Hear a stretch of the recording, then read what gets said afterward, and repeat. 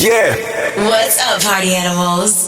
Let's forget about all the bad decisions you made this past weekend and join the gang as we go beyond the party. You're now listening to the Beyond the Party podcast. What's up, guys? This is Beyond the Party podcast. We are live at PDC, Pool Day Club, which launched last Saturday with Dom Dalla. Some great upcoming events we have include Nervo, Elderbrook, Clooney, Don Diablo on Halloween, Disco Lines, and many more. Today we have a special guest straight out of Miami, Florida, our headlining DJ, Matt Cazes. Welcome, welcome. Very excited Thanks to for have having him. me, guys. Yeah, of course. The boys are going to kick it off. And KP. Amen. And KP. Sorry about that. She's one of the boys, so that's fine. Exactly. I was like, she's definitely one of the boys. Yeah. at this I'm like, point. I'm here too. Matt, how you doing, though? I'm good, man. I'm excited to be here. Last time I was in Atlantic City was, I think, maybe like 9 months ago. It's good to be back. Cool. I'm excited. And you originally started your DJing career like in Miami professionally, right? So I actually started in college in Tallahassee. I went to FSU. Right, yeah. That was like 2000 and I went to school 2010. I think I started 2011. That was like the crazy national championship years of FSU. Like I always tell people about that. It's like the parties and all of that was crazy college experience. So I definitely learned a lot of DJing there. But when I moved to Miami, I learned there's a whole nother level that I had no idea about. Sure. Yeah, I still remember like the first times I played not in a college club and you get a little reality check. But since then I've been in Miami since like 2016. And I've been DJing for like 10 years now, I realized. That's kind of awesome. recently. Yeah. Growing up, have you always had like a love for music? Were you like really Yeah, interested so in high school I played guitar in a band. Oh, okay. I Awesome. always Yeah, tell yeah. people that's kind of where it started. I grew up in Tampa, like I said, and there's this area called like Ybor City, which is like a big live music area. I love it's it like there. I was like 16 years old, like playing in a bar. It was kind of looking back at it, it's kind of crazy. Like we would have, Gatorade bottles with alcohol like on our amps, all the ridiculous type of stuff like that. And it started there, and then right before college, we all went to different schools, so that was kind of that. That was the end of that, and just in college, it kind of started as a joke in a way. It was like the EDM boom. It was like Calvin Harris, Tiesto, Right. 2010. Feel So Close, Flashback, all that, and it was just like I can't really play guitar in a band right now, so let's just try this, and just kind of turned into like playing a frat party, playing a bar, playing a club, playing outside of Tallahassee, and just kind of kept going from there. Do you still play guitar? I still can, yeah. I have two of them. I kept two of them. So I have like a sick Les Paul custom. What are we doing? You can be the Timmy Trumpet of guitar. Yeah, that's People love saying this. I know. I never really have. It's crazy because my brother is actually dubstep DJ and he plays guitar. Really? Oh, Part wow. of this thing. We yeah. can start a whole new movement. Yeah. Yeah, no, he's. I joke about it all the time. He's super talented, but I hate the music so much. Like, I hate dubstep stuff. He'll send me something. I'm like, the sound design's insane. All this. Yeah, but he I'm plays like, the hard shit. I'm like, I Yeah, can't yeah. listen to this. Like, it's so bad. What's your main style of music that you play usually? So I definitely lean towards like house stuff. That's what I like the most. It's really nice right now because obviously I get booked more as an open format DJ. So the state that music's in right now is awesome for me Right. because of how popular, house, tech house has blown gotten up. because of Yeah, people yeah. like John Summit, Dom Dalla, who they just had. Yep. It's kind of allowed me to play more of what I want to play and like kind of put my style into the sets a little bit more, which I've definitely enjoyed doing that recently. Right, yeah. And I know you produce music too. Yeah, so I Yeah. started doing edits, mashups, all that like in college. Started taking it a little bit more seriously, maybe 17 or 18, still doing edits, mashups, remixes, all that. Some of the bigger guys started playing my stuff, and that's how Five and Deluxe That's and awesome. HMC. Yeah, so yeah. I do exclusive stuff for Headliner Music Club. Nice. It's cool. A lot of big guys play my stuff like I like Diplo, That's Marshmello, all- yeah, all yeah, those guys. yeah. Look at Weiss hiding over there. Come around. He But doesn't know yeah, how to it's get- cool. That's got me like a lot of support from those guys. And then during COVID, I had some time to do like original stuff, so that was fun. But That's just really it cool. sucks. That gets kind of put on the back burner when you're playing 3 gigs and you're out of town every weekend. Yeah, And it's a lot to focus on. it's different when you're you're getting booked for that, like someone like a John Summit or Dom Dalla type thing, and you're that's helping that. Where with me, it does help my brand, but not in the way that it does with that. So that's kind of the thing that gets put, Right. Special Yeah. guest. Special guest Jason Weiss. This is our second special guest, DJ Jason Weiss. He was Jason, old guy. our very first guest on the podcast. I know. I heard you were the first guest. I forgot about that. That feels like a year and a half. Hi guys. Hey. How you doing, bud? I'm good. Got the whole family here and KP. Yeah. All right. Yeah. All the guys and me. You're in a shitload of trouble. I know, I'm scared. All right, go back to being important. I love you guys. Love you, We'll bud. try. Have fun. But yeah, I wanted to ask you about producing because I'm actually coming out with my first song October 6th. Awesome. And I wanted to ask, like, with getting bigger DJs to play it out and stuff like that, like, what's your process with that? So I think the way it started, honestly, was just putting stuff on SoundCloud. People would download it, whatever, and it kind of gets played. Some of that stuff got traction. You know, someone plays it in a festival set, ends up on a 1,001 track list, then other people start playing it. But now it's kind of a little different because, like I said, now I send stuff to Headliner. And, you know, they have their mailing list of big DJs. Like, at this point, I have my list of guys that I send stuff to. Mm-hmm. So for people who don't know, what's Headliner? Like, what? Oh, so Headliner Music Club is a record pool, basically where DJs download music from every single day, every single week. They're getting music from labels, you know, whether it's Warner, UMG, whatever. Yeah. And on top of that, then every record pool kind of has editors or remixers, which are guys that make stuff just for that record pool. So, you know, if you want, I don't know, a Katy Perry Firework remix, like every record pool is kind of gonna have different versions of that that each of these guys make. So you got Headliner, like DJ City, Club Killers, those are kind of the big ones. Anyone can just go on and. Yeah, so basically you pay per month, Okay. and KP's going to be our next DJ, by the way. right. Let me start writing this down. It's weird because people ask. I feel like they used to be a little more serious. Like you'd have to like subscribe and send them like your Instagram so they knew you were a DJ because it's for promo purposes. That's how it's like kind of legal. Yeah. But I don't know. I feel like recently you can just kind of sign up and do whatever. They just want your money. Yeah, I think at this point, I think they just want the $10 a month or whatever it costs. Nico didn't say that. Sorry, Five, Eric. I'm just kidding. Right? Sorry to Five. Nico's But- like, let me send my $10. but yeah, Hold on. I mean, I would just say that's kind of what happens is that list of people that I send stuff to has grown. You know, they play something once and then they hit you up and they just want to keep getting stuff and that's pretty much it. I wanted to ask too. I know. So you say you started in college. I started in college too, as like a lot of DJs do. And I know You're in when Philly, right? Yeah, in Philly. Yeah, I went to Rowan though in Jersey, Okay. so it's like right over the bridge. But I know like when I did my really first like actual bar, I was like, okay, I don't know what I'm actually doing. Like, you know, 100%. and Weiss actually, he was the one that booked me there, and he kind of gave me a reality check. He was like, yo, you got to like learn how to actually mix and how to DJ. And I was like, all right, cool. There's so many things that like I like look back at that now, like going in and playing a bar gig where I had like 100 songs in my whole library. Like you were just like, this is what I'm gonna play. Like it just is what it is. This is what I like. This is what I think with DJing, especially if you start in college, it's like okay to do that and like fail and learn. Mm-hmm. You're not in like an environment where you're like costing a club a shit ton of money. Like if you were to come here and do that and some table walks out, that's like an issue. it's a but big if deal, you're in a right. college bar that's serving $2 doubles, like at the end of the day, you're fine. Yeah. And that's how you learn. You go in, you fuck up. Can I say that? Yeah. Is this an R-rated show? I don't know. I can curse. Yeah, you go in, you fuck up, and you learn. And it's, it's anything from song selection to mixing. These are all things you just kind of pick up by doing it there. I don't think you can learn those things in your bedroom. Have you had any mentors in college or in the Miami like nightlife scene that helped you kind of? Yeah, so I was talking to him about that a little bit earlier. People like Crespo have always been like real good to me. Cool. I actually knew Crespo's little brother really well before I actually met him. He was in my fraternity at FSU. Crespo was too, but he's 4 or 5 years older than me, so I never met him in school. But he's helped me a lot just especially from like the business standpoint, because I think that's something you really don't learn either. And there's no school, like you don't go to school for that. Like you kind of got to figure that out. What did you go to school for? Marketing. DJ, DJing. I went to. I know. FSU. I tell my parents all the time I went to FSU and got my marketing degree to be a DJ. Yep. They love that.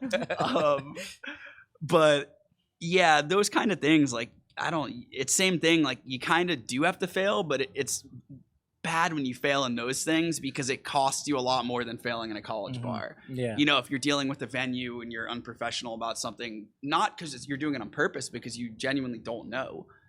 I think over the past 4 or 5 years, I've really like learned more about that stuff. The more I've traveled and played different spots, like how to deal with, you know, managers in different cities and hosts and all that type of, you know, those type of things, and just relationships in general with all these people you're working with are 95% of it. Yeah. And I was gonna say I know I can't ask this question because you have to stay friendly to everyone. So I'll dumb it down. What's your favorite market that you play in? I was talking about this actually with him before the podcast. I have a couple, but if I had to pick one, my favorite spot to play in is Boston. Boston? Yeah, Boston. Really? I love Grand Memoir. Shout out Big Night, Costa, Randy, all you guys. I think the reason Boston's like so special is I think what makes the crowd perfect is having that like amazing GA crowd and then having that amazing money table spending crowd. And I think a lot of markets have one or the other. So, you know, I think Miami's like a great example. There are spots in Miami where there is a great GA crowd, local type spots, but your big, you know, your big spots like your Live and your 11s and those type of spots, they're very like table money driven. Yeah.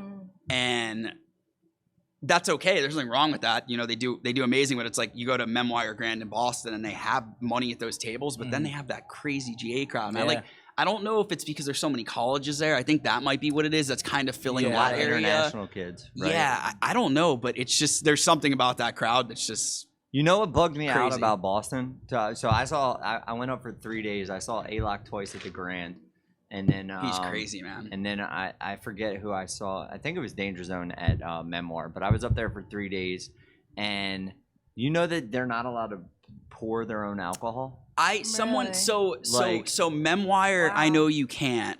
Like I because was at it's the in the Grand, casino, and yeah. I asked Randy. I was like, "How come the chick never leaves the table?" Yeah, And he's stands like, at the table. He's like, they're not allowed to pour their own alcohol. So even for the DJs at Memoir, they have to stand there with the bottle. Oh wow. Okay. So there's a girl behind the booth with the bottle the whole time. At Grand, I feel like there isn't. Not At for the DJ. I think they're okay. I was with 9 back Yeah, then. I think Okay. with the DJ, I think they let it go. But when you Yeah. look at the 2 tables next to you, the girls are. The Yeah, whole I was like, "This is Why the is best that? service I've ever had," and they're like, "Dude, It's every you're not allowed to pour your own it's alcohol." I was like, "What's gonna every happen?" state has Like- different rules. Like I know when I used to play. I think this changed, but I used to play in Charleston, and in okay, Charleston yeah. they bring your bottle out and they lock it. Oh. There's like shit. a little like cage, so each of these, you know how like the liquor companies make the signs. Yeah, They yeah, literally make like things for their bottles, so it doesn't look bad, and they put it on the table, and the girl like Right. locks it. She comes back and she pours stuff whenever you want it. That's kind of Wow. cool. Yeah. I want a cage. Yeah. So that's I don't kinda know. dope. Everyone just says, and then you have like Miami where it's like they just come hand you 9 bottles Yeah, at a right. time, and there's no rules. Everyone gets a pour spout. Yeah. and then they wonder why like the person can't walk out of the club at 6 a.m. Like, You know, the one thing I do like about the lock thing is stops like random people from coming over It's and cool. trying Grab- to yeah. steal off your Messing with you. alcohol, you know, Yeah. which has happened to me before. Yeah. Like it's That's a like good point. come definitely Yeah. see stuff like that. on. Absolutely. Yeah. Where was the first place you DJ'd where you were like, wow, like I kind of made it, Damn, that's a hard That's question. a good question. right? Go ahead, KP. She's not Keep going. DJing anymore. This is, That's a great question. And I didn't go to honestly. college. I don't even know. I there's like a couple moments. I think some good ones would be. This sounds kind of cheesy, but one of the times when I did HQ2, and you're like on the billboard outside, that was kind of cool. that's awesome. Dude. Yeah. Yeah, that was kind of cool because that's like something where it's like, all right, like you're getting smallest billboard ever, but that LED screen. there. It's funny because all the casino clubs like have those like Memoir has that too. You're like, Yeah. I remember like checking at the hotel a couple times in Boston. Like you see the screen, you're like on the screen, you're kind of just like You're not like, wait, trying to that's be like, me. yeah, it's like those are cool stuff like that. Playing Live for the first time was really cool. I'm sure. Yeah, that's probably dope. Story I did Miami Music Week with Alesso. Oh, that my was gosh. a crazy That's one. dope. Mhm. Yeah, it's cool with Miami because with Miami, it's like as far as headlining with those venues, that's all tier 1. You know, Yeah, Aoki, Alesso, those are the only people that headline those spots. So it's like we do support, but support in Miami is amazing because you go on at 11:30, you play to 1:30. The headliner goes on 1:30 to 3:30, and they don't close till 5. So when you play like a weekend like Miami Music Week at 3:30, you go back on, the crowd is jumping. Wow. All the way to Yeah. 5 o'clock. They turn the lights on and there's still people at tables. That's like, insane. So Wow. it's like weird. I feel like you go to some other cities, the opener plays 10 to 12. It's like they might get 30 minutes. But that's what's special about Miami, which is really cool. I think Vegas is kind of like that too. I think they're so. 4 or 5 o'clock. I don't think I've ever been sober in Vegas. You don't know what time it is or day it is yeah. in Vegas. 2 days of straight mess for me every time I go. But I don't think there's like one particular thing. Yeah. It's just kind of a bunch of little things like that. It's kind of like career milestones. Yeah.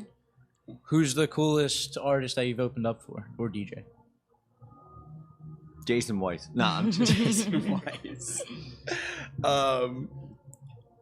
Let's see. There's guys that are like real fun, cool, and nice you'd want to like hang out with. Like I think great examples of that's like Two Friends, Loud Luxury. Right, They're right. awesome. Just super cool, down to earth, normal people.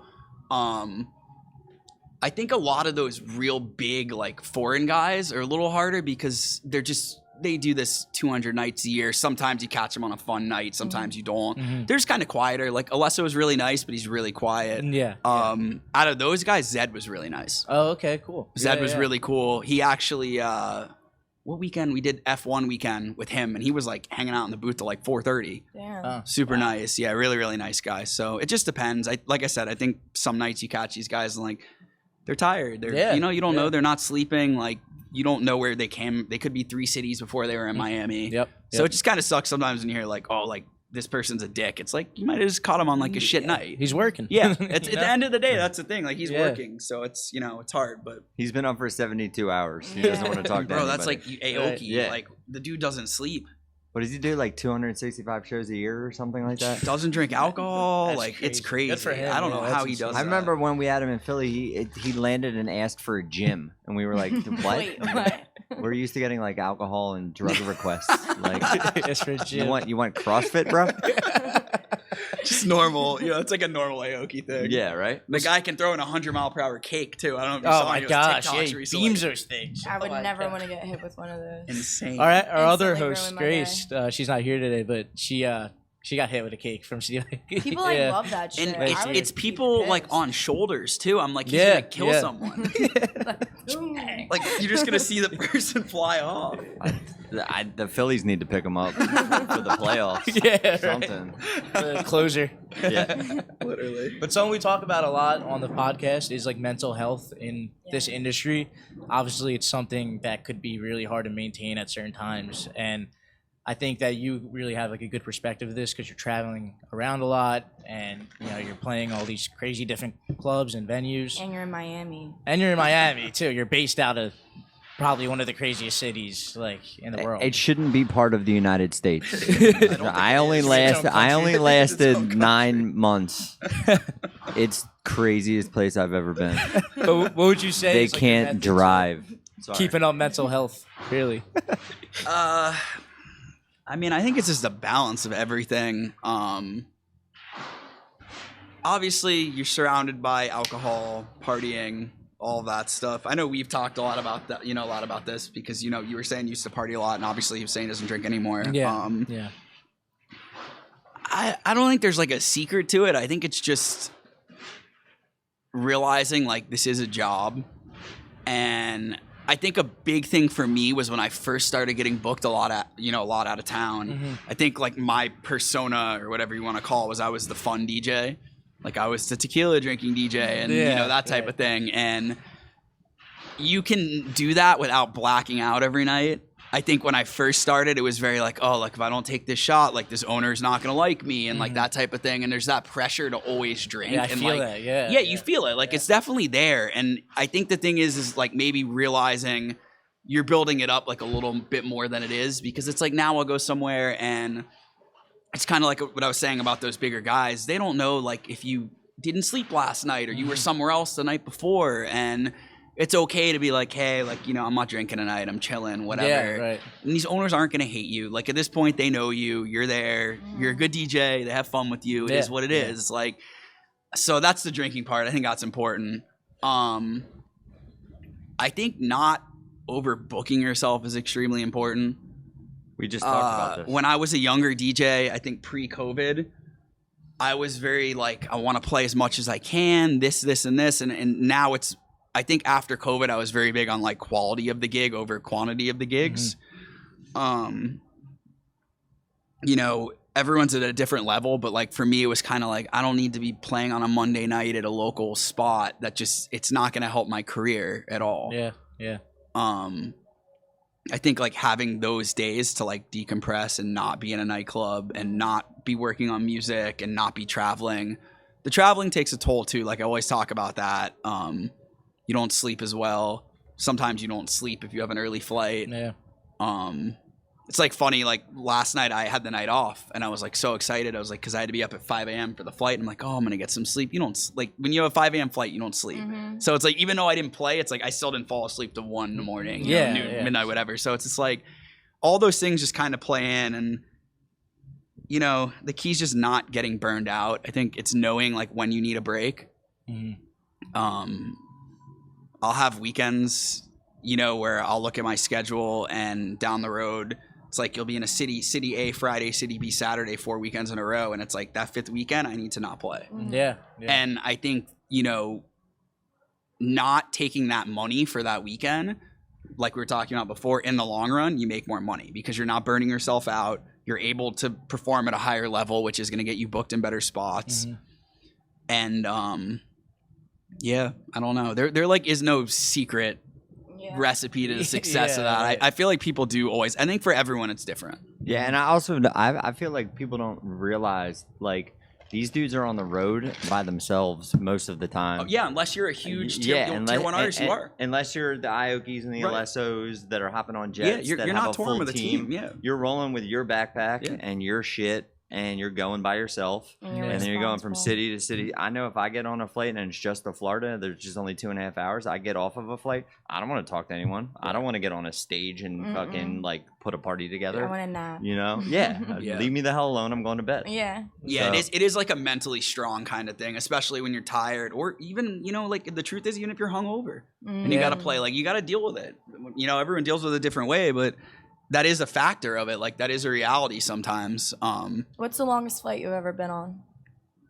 Ooh, that's also a good one. KP's killing it today. Probably. Like I guess over 2 hours not for on work, my but to Europe, like Italy. I think Italy was like 12 hours from Miami or something. Wow. Okay, cool. Yeah, not for work, for vacation, but that's long. Yeah. Do you have Definitely any long. hangover cures? Do you want my honest answer? Yeah. 2 tequila shots. I'm being honest with you. Keep like drinking. it sounds. I mean, I'm not saying like go black out again. Like don't do that because But to be honest, that is the hangover cure. That's a good one. 2 tequila shots will cure your hangover. I swear. And if you don't want to go that route, you can go a half glass of bitters and ginger ale. Yeah, I have Really? the bitters thing I've heard Coming too. from a straight alcoholic, I promise you. I don't know because there's why. alcohol in bitters. Yeah, but it's so little. It's so little, But, it's but enough then where the ginger with the carbonation. I literally, me and when HQ closed the first time, we used to throw parties at the Chelsea. AC Day Life, I think we called it. It was years ago, but I brought this girl back to life. Literally, she was dead next to the pool, and I poured half a glass of bitters and ginger ale. She whacked it, and she was dancing in 5 minutes. Yeah, no, it's funny with like when I tell people it's tequila thing, because like I feel like a lot of people do like tequila now. I feel like it's gotten more like normal, but if you don't like tequila, like the person's reaction, that's like what? Like you do what?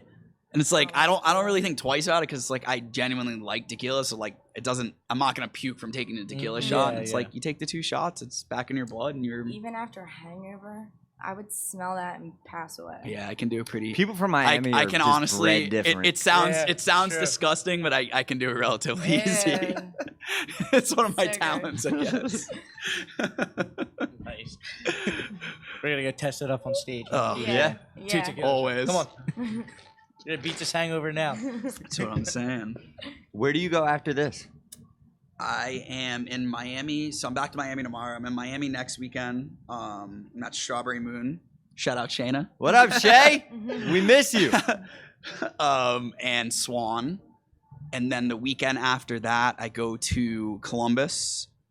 I was telling her I do this spot called Goodnight John Boy. I'm going. It's a great name. It is one of my favorite new things I do. So it's in Columbus, Cleveland, Chicago, and they just opened in St. Pete. Okay. And it's like a 70s themed It's like a boogie night. disco Boogie bar type thing. Like that's you walk awesome. in, it looks like that 70s show. Like the couches, the I'm wallpaper, opening one. light up dance floor. Sushi disco. No, it's amazing, and you play all 70s, 80s. But you can play like Dua Lipa and that vibe also. But, Disco stuff. It's just a vibe. It's the like, one that good Danger used to energy. play Seesaw. Okay. That's the one in Columbus. So it's that group. It's forward. Do they have like servers and roller skates? So they And- don't have roller skates, and they should. I thought about that too. But they do come out, like I was telling you, when you get bottle service, they come out like an igloo cooler. Mhm. Well, that's cool. They come Yeah. out like at midnight with Happy Meals, like on a. We like could a have some tray. fun with Yeah, it. that's So awesome. it's so that's where I'm at. We need to get one. Uh-huh. We need to I'm get there one. the 13th, and then the 14th I'm at Memoir, Boston, and then just. Do you kinda just love traveling, or do you just are there weekends where you're like, I just want to stay in Miami? 'Cause So Miami's crazier than most of no, these places. so Yeah. I feel like there is like a reason for that. It kind of does go with the quality quantity gig thing. Miami's tough because it's one of those cities that isn't really booking that open format circle to headline. Right. So it's like Friday at Live, it's hip hop. Saturday at Live is Tier 1, Alesso, Tiesto, Aoki. And then Sundays. Yeah, and Sundays Live on Sunday, which is Live on also Sunday. hip hop. So it's for that group, I do a lot of stuff like Swan, Gecko, Strawberry Moon, which are dope. They're like smaller club type vibe spots. But there's not a ton of like headline opportunity for us there in those kind of venues, just Yeah. because they're just so high budget. Like Right, they can yeah, book those yeah. guys every weekend. They don't need people like us as much, where you go to these other markets and they really value those like open format kind of DJs, because we can throw a party on that. We can DJ like on that level. Yeah. That Sure. type of energy. Mhm. But we're not going to push tickets like those guys. Like we Mhm. don't have the brand notoriety Yeah. those guys. But a Yeah. lot of these clubs, in these other cities, markets we were talking about, whether it's Boston or Dallas, that's another great market. Shout out Greenlight Social. They book a lot of us, so it kind of is the circuit we're on. The Mees, the Crespos. Well, I feel like the secondary markets are the ones that need more strategy and need more. They do. Like, because there's new people with new money going to Miami every weekend. Absolutely. There's new people with new money that are international. Oh no, going to and Vegas that formula works so well in Miami and Vegas, Right. because there's so much money in those cities constantly coming through, and it's like you can have Aoki, once a month or once every 2 months, because the same people aren't going to see them. Right. Yeah, right. It's completely Yeah. different Yeah. people. Like there really isn't the local crowd going to those spots. Mm-hmm. Even 11's the same way with the people they book, huge tier 1 talent. So I think that kind of forces me on the road a little bit, which like I'm not against that. I love playing different spots. I like how I think when you play in the same city, you also kind of develop like a little bit of a set that works really well. And it's kind of hard to keep doing that because you can't play the same thing over and over again. Mhm. Don't get me wrong, like learning as an open format DJ, I do so much on the fly, but I do like curating a set and like Yeah, having sure. my like artistic side in it also. And I think when you go on the road and you play these spots once every 2 months, you get to do that a little bit more because Yeah. they're not hearing you. So, if something works, you're not really scared to continuously do it, which is right, nice. I right. like that. And I think it's important to throw a little bit of like your flavor into stuff. I think before COVID, I really tried to just be like the open format DJ's DJ. I think I really changed like my branding post COVID with that, like into a little bit more of like having that artist thing and like what, like Cazes is going to do a little bit more house stuff, or like he's going to do this or he's going to do that. And I think that kind of also lets me stand apart from some people. I think there's a group of those open format guys. You see the difference of the ones that are very like plug and play and the ones that kind of have like a little bit more of an image. Right. And Well, you also have that marketing background from college. That's right. You know? Yeah, that's true. My parents So got that me. helps. My parents got me my marketing degree, and that's why I'm where I'm at. Yeah. But yeah, I mean, I'm sure you see it even in Philly and especially in Atlantic City. Oh, yeah. I think some guys have their own personality and stand out, and I Mhm. think some guys are a little bit more to the book. I think there's room for both things, but Right. Yeah. I've always tried to have my own little lane and that type of thing. Yeah, and that's good. And obviously, it's working out for you too. Yeah. At what point in your career did you like kind of realize like, okay, I got to start like traveling around a lot? And what was your method to getting those gigs? Definitely took a big turn, like I was saying, after COVID. Before COVID, I traveled a little, but I didn't really have to as much, like I was saying, because I was playing so many gigs like in Miami and in Fort Lauderdale. Yeah.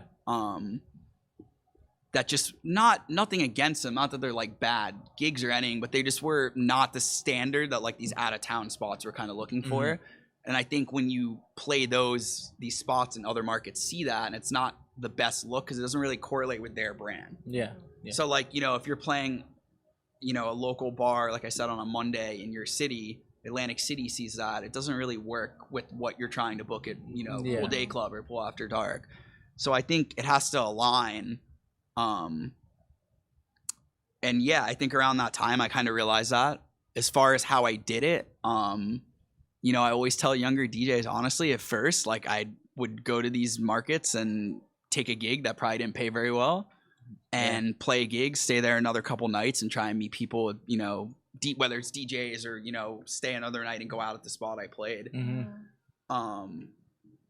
Definitely that's how it starts. Right. I think people like don't like to believe that, and they're kind of like, oh, I'm gonna get a check, a huge check the first time I go out of town, and it's like that's not how it goes at all. Like you're gonna break even with your flight and your hotel that you're paying for. Yep. That's the truth. And I think if you want to do that, you got to go do it, and you kind of have to eat shit for a little.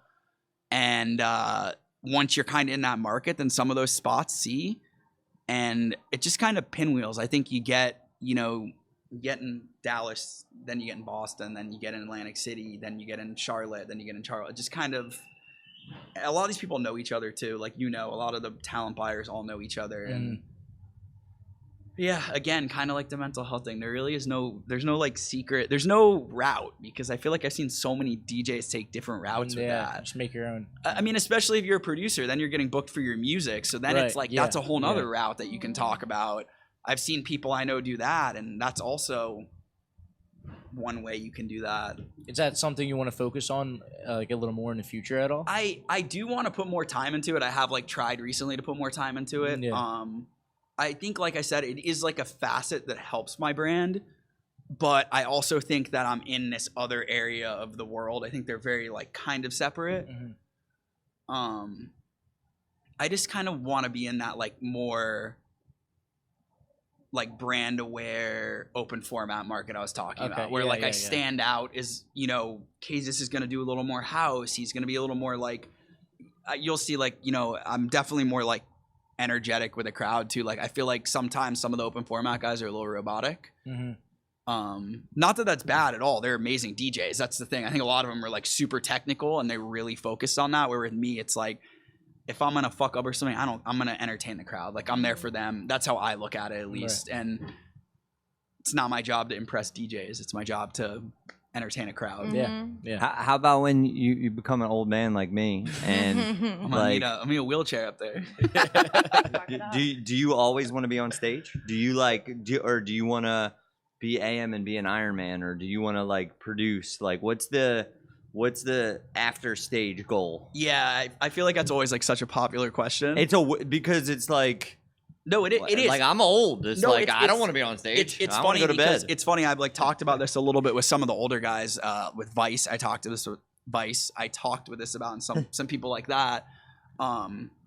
First of all, Vice is like an anomaly. He's not real. He's like a figment of your imagination. He's an anomaly. Dude's 50 years old. Like he had more energy than me. Is he 50? I think he's You're late not 40s. allowed to say that. I opened up for him here last year. Sorry, Vice. He's no, 38. Whatever he is, it's just not. If you've seen him before, like perform, It doesn't make any sense. It makes no sense. Like the dude runs every single day of his life. He DJs like 3 to 4 gigs a weekend and flies to Hawaii. The energy is insane. So like that's the reason I bring this up is I think everybody's different. I don't want to be older like that. Or I do want to be older like that. I don't want to be older like hating my life DJing. Right. So I think if you're still enjoying it like that, absolutely. If I'm playing where I want to play, if I'm making good money doing it, of course I would keep doing it. But at the same point, then you look at it, I'm like, I don't know if I want to be 40 and in a club. Like I might be tired, whatever. I do like the business side of it. I've never really been super involved in it, but like it does entertain me. I would like at some point to help out younger DJs like the way I've been helped out, but I also don't want to do that until I'm in like a position where I can do that comfortably and easily. Yeah. If that makes sense. I think a lot of people are like, oh, like let's start an agency or do this, and they don't really have the proper connections or network to do it. So it kind of like seems like a great idea, and then it's kind of falls apart because like the foundation of it isn't there. Mm-hmm. So I think if it gets to the point where I can, have those connections in these cities where I can get other people like that, I would love to do that. Yeah, right. So I think, at some point, maybe something like that. But to be honest, I haven't thought too much just about having it. fun. Yeah, it's weird because with the DJ thing, it's so new. We talk about this.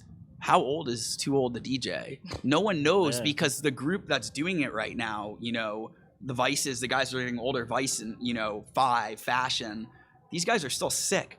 They're still getting booked. They're still killing it. So it's really up to them. And the only person before them was AM. Yeah. And he could have gone anywhere. Exactly. That's the thing. So this is really the first generation that like has to quote unquote retire at some point. Mm-hmm. So it's really up to them when they want to retire. Yeah. Like it's like I said, if you're DJing the way Vice is, you don't need to retire. Like he looks like he's 25. He could go till he's 70. Vice is 25. We'll leave it at that. But yeah, I mean, I don't know. I look up to like a lot of those guys, and I think if I'm that happy at that age, doing it, like I would absolutely keep doing it. Do you have a dream venue that you like want to play at?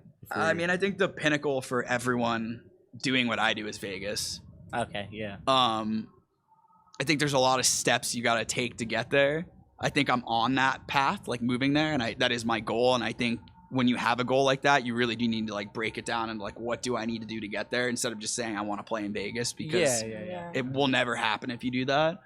Right. But there's always like a shift, and like right now there's going to be a shift in Vegas. Something's going to happen. Like Fountain Blue is going to open up. Yeah. So the group that I play a lot of stuff for in Miami's opening a spot there. So that'll shift a lot of what he's saying. Vegas is very like resident based. So these guys might jump ship and go different spots. And what happens when that happens is, more DJs are needed here, etc.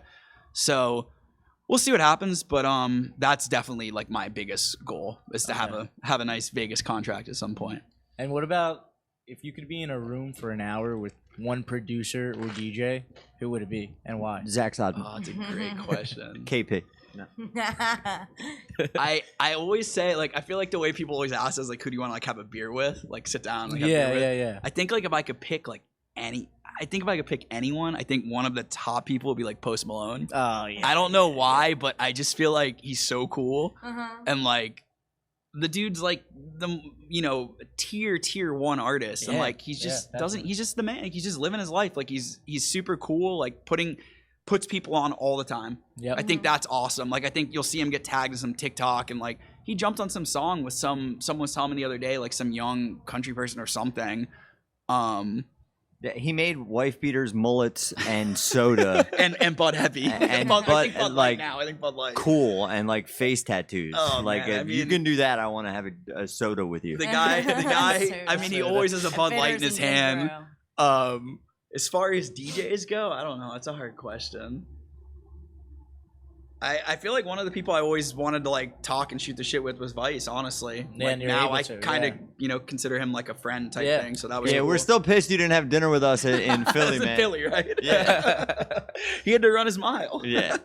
He chose to run his mile instead of have dinner with us. But yeah, I think if I had to narrow it down to like one person, I say Post Malone. Also, I always say Dave Grohl. Oh, okay. The drummer for Nirvana, but wasn't Foo Fighters obviously now. I feel like that guy's got crazy stories, and he's lived like in all 3 eras of like rock stuff, and I grew up on all that, so I think it would be cool to like sit down with him about that. Do you try to implement rock a lot into your sets at all? I do love playing like rock remix type stuff. Music? I did make some EDM remixes. Wow, Oh, okay. We gotta check them out. I'll have to show you guys. But yeah, I did Definitely, some of those actually got plays. I did a couple Morgan Wallen ones, and everyone loves that dude. Yeah, I mean, Yeah, I've seen guys like Pauly D's played it. Cool. I think Diplo's played it also, like, stuff like that. That's so, awesome. but yeah, I love rock stuff. I honestly don't listen to country music. I listen to country. I don't really have anything against it. I just never really have like gotten into it. Well, I just figured because you play the guitar, so yeah, guitar. But also like the Morgan Wallen, like poppy country type shit, I kind of can get into that a little bit more. Luke Bryan, all that type of stuff. Like, it's cool. Yeah.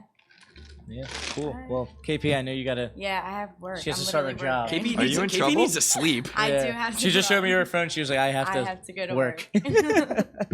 KP live at Brew next Saturday night. Be there. It was nice having you on. Yeah, no, thank thanks you for so having much. me. Really appreciate it. I'm excited to see you play now. Yeah. I'm A excited, little man. bit, yeah. Absolutely. Thank you for having me. Cool. course. Yep. And we'll be back next week, guys. Peace out.